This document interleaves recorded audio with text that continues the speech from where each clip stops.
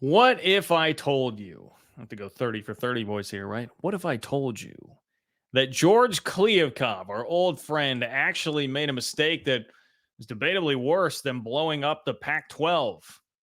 I've got the details on that here in this video. Welcome into the channel. I am John Kurtz.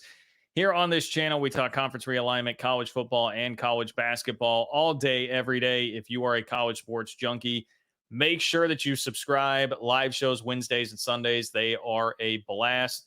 Get a lot of people in here from all corners of the college football world and would love for you to be a part of that. So subscribe, click the bell so you know when it is that I'm going live. And if you could like the video, I would much appreciate that. And let me know your thoughts on good old George Kliavkoff. How do you feel after all is said and done about George Kliavkoff and his place in college football? Let me know in the comments.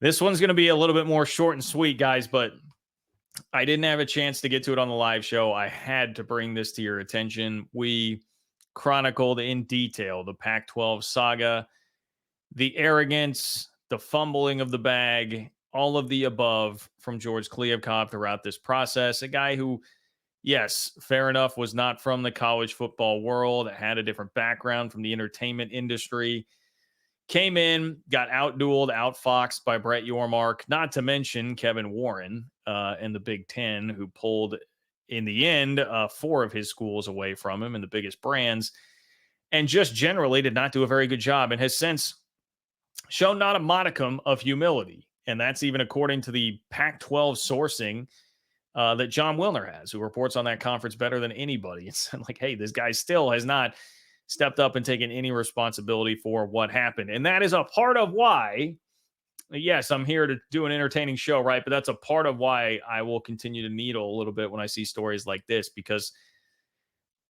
yes, everybody thinks around here we hate the Pac 12 or hated the Pac 12. I just wanted the Big 12 to survive. I hated how the Pac 12 media looked down upon the Big 12, but I didn't hate the Pac 12. I didn't want that league, all things like being equal and in a vacuum. I would not have wanted that league to implode. You did something bad for the sport, and now you show no contrition or humility for it. So I'll twist the knife a little bit on George Kliavkoff here. And we got just a fabulous anecdote that popped itself up, and I'm going to let you read a little bit of this. So from Roger Sherman. All right, Roger Sherman, great college football follow. If you are not somebody that is following him, would highly encourage that. But he says, was curious about WNBA team valuations and read that Mark Davis bought the Aces for a reported $2 million in 2021. Las Vegas Aces, right? Who sold for that cheap? Because that is crazy. Like a $2 million sale for a team in 2021. And I know the WNBA has really blown up in the last couple of years, but that seems wild that it would only be worth $2 million in 2021. So Roger Sherman says, who sold for that cheap? I wondered. And I would have wondered the same damn thing if I saw that. Again, blows my mind that somebody would have only paid $2 million for a team, I guess 3 years ago. Did I say 2 years ago earlier? 3 years ago. What idiot misread sports trends that badly?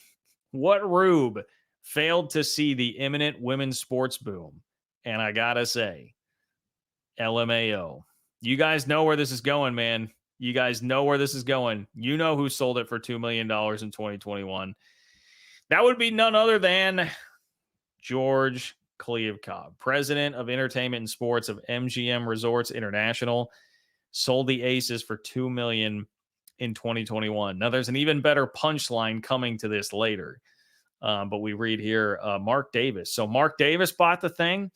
Mark Davis, we can confirm we have entered into an agreement to sell the Las Vegas Aces to Mark Davis and are awaiting approval from the WNBA Board of Governors. Mark is a longtime champion of women's basketball, and we believe he is the right person to lead the Aces into a new era. We will continue our enthusiastic support of the WNBA, NBA, and basketball in Las Vegas. Quote attributed to George Kliavkoff, president of entertainment and sports, MGM Sports International. Amazing. Absolutely amazing. Here's the kicker. How about this one? The Storm sold for $151 million 2 years later.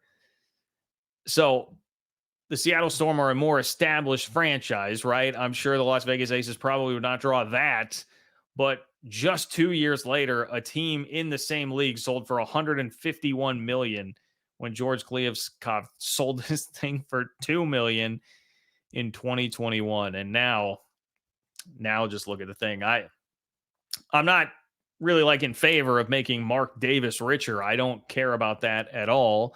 Not a particularly big fan of that guy, but an unbelievable gaffe there from George Kliavkoff. And like really the big picture takeaway here, right, is that this guy misread that market that badly. Like the point that Roger Sherman is making is, yes, it's funny because like it's George Kliavkoff and he was such a figure in college football. But the whole thing with the Pac-12 saga is that he completely biffed it on reading the market.